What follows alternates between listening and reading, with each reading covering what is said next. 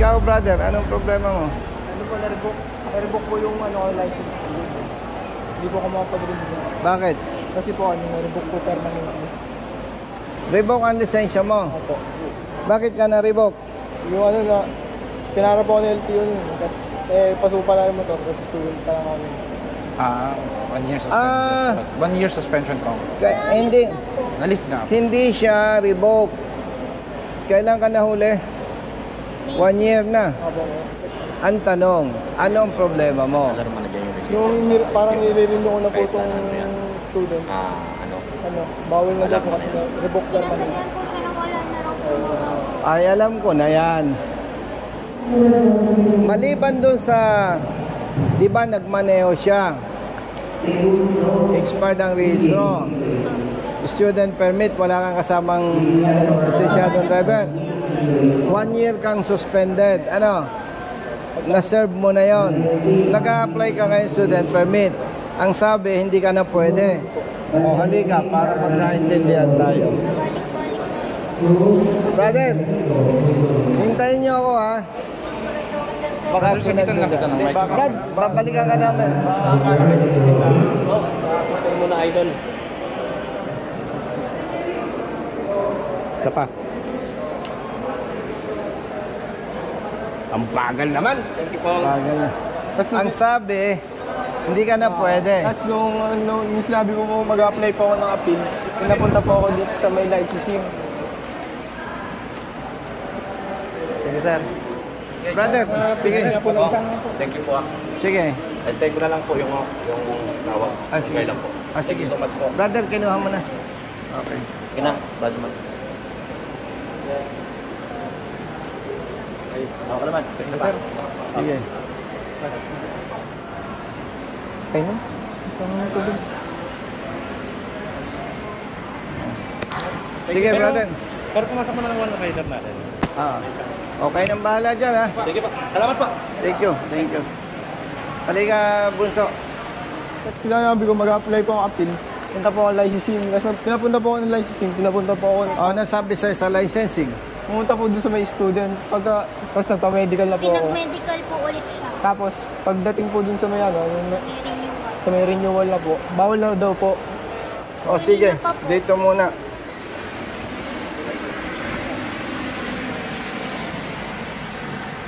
Pumunta ka sa adjudication. Opo. Tapos sinabi ko po yung sa may wala daw po sila magagawa kasi sa kaso lang daw po sila. Ngayon, Maghapon na tayo dito. Nagdugtong-dugtong na yung problema.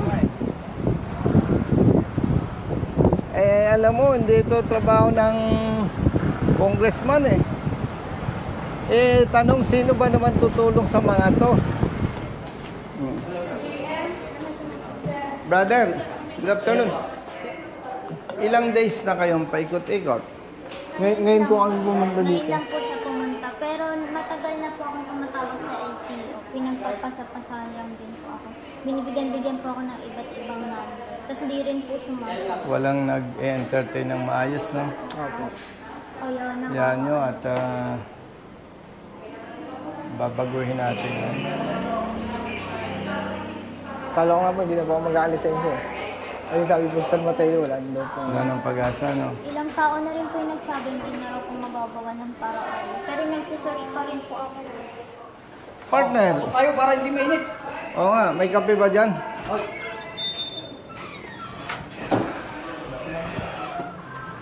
Lagari ka! Ninong. Hindi, ano yan? Parang LTO related din. Partner, Okay. ito kaya lumapit sa akin, as usual, actually hindi mo naman kontrolado lahat, pero ang feedback niya paikot-ikot eh.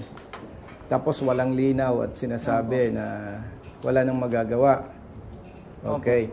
From San Mateo, no? Opo. Ito pala, San Mateo Rizal na huli, doon din nagsettle. Opo. Pero, kaya kayo nakarating dito, sinasabi ng San Mateo Rizal ay Wala na raw po wala na raw magagawa, sabi ng San Mateo, LTO.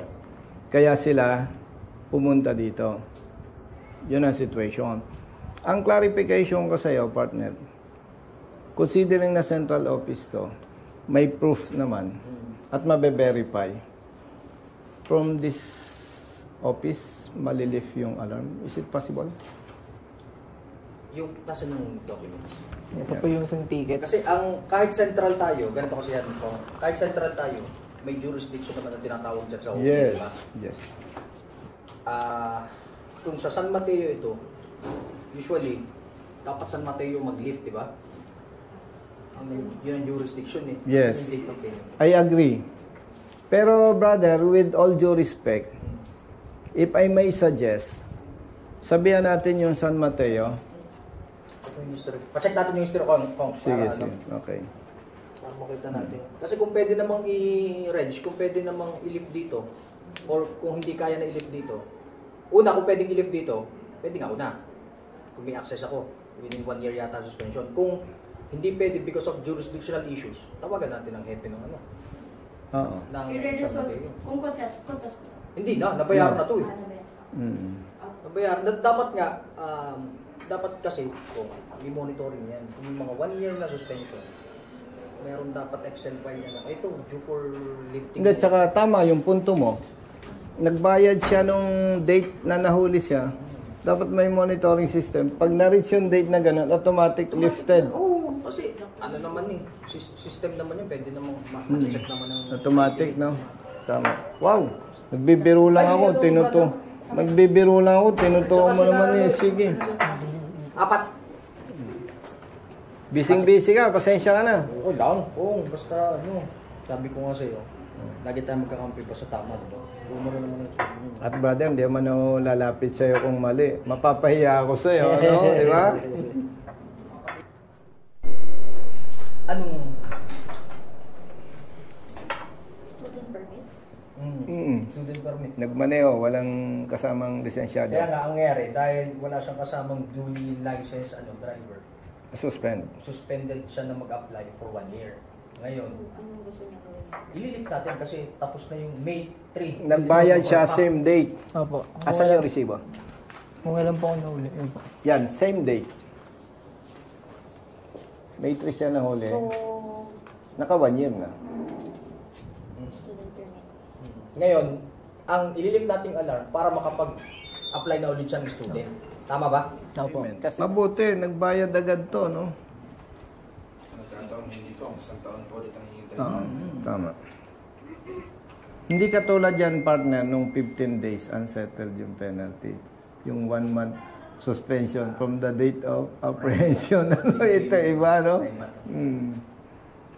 Try natin tawagan muna. Kung hindi ko matawagan, endorse ko sa San Mateo. Okay, please. Tapos, nakalagay sa endorsement ko yung portion ng batas na dapat nila. Okay.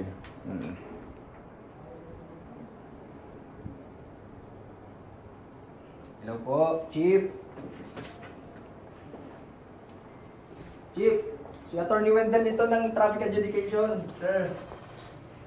Oo. Sir, may lumapit dito sa aking opisina.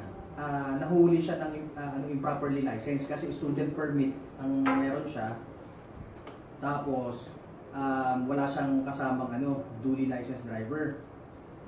So, di ba, based sa JAW, meron siyang 1 year suspension para mag-apply ng lisensya. Ngayon, nakabayad na siya ng May 3, 2024 pa. Same date. Same date na nahuli siya. So, tapos na dapat yung period ng suspension niya. Hindi ko magalaw ngayon sa system ko dito sa taas, sa central, kasi syempre, hindi ko jurisdiction. In short, tama ka. Ililift natin kasi ang period ng ng payment is May 3, 2024. Lampas isang taon na. Sige, pwede bang para hindi na pumunta dyan yung tao kasi paikot-ikot na to. I-forward ko sa iyo yung documents. Wala problema. Wala problema na bumalik siya ng SP basta ma-lift yung yung alarm. Okay, sige. Sige, Chief. Okay. Thank you, Chief. O, di ba? Pag tama, ang daling kausap ng LTO. Pag tama. Di ba? Saka hindi naman, ang hirap naman kaya lumapit pag mali. Oo. Baka sumabit pa. ano? Sabi ko tapos. Isulat mo number mo dito, sir. Ito to ball Tapos, nasan si Reg? Pa-scan natin ito. May details siya. Reg, pa-scan ako nito para may details. I-scan pa natin itong comprehension story na. Hindi na. Receive. Kompleto? Kahit ito lang suggestion ko, no, importante, resibo. At saka ito. Ito lang tatlo, brother.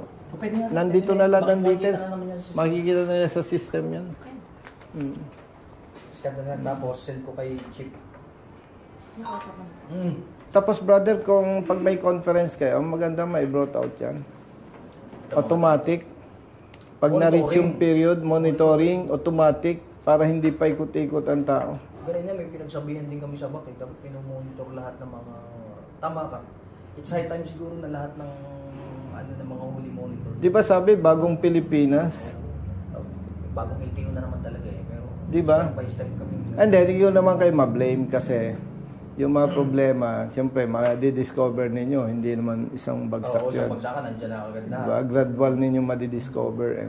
Kung hindi mo ilalapit na ganyan yun, hindi naman namin Hindi nyo ma-discover, di ba? Dami na rin. SOP na ano, na talagang pag na-reach yung date, automatically.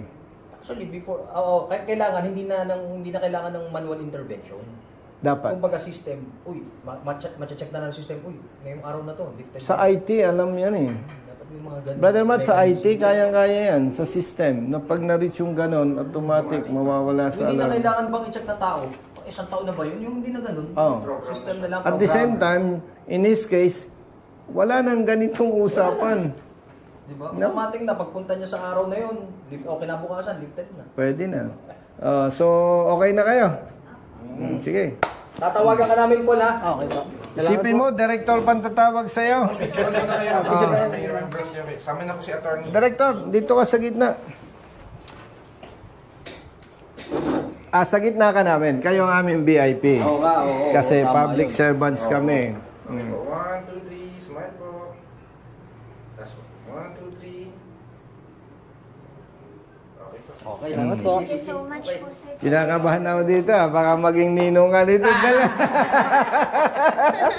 Salamat po, sir. Okay, Sige.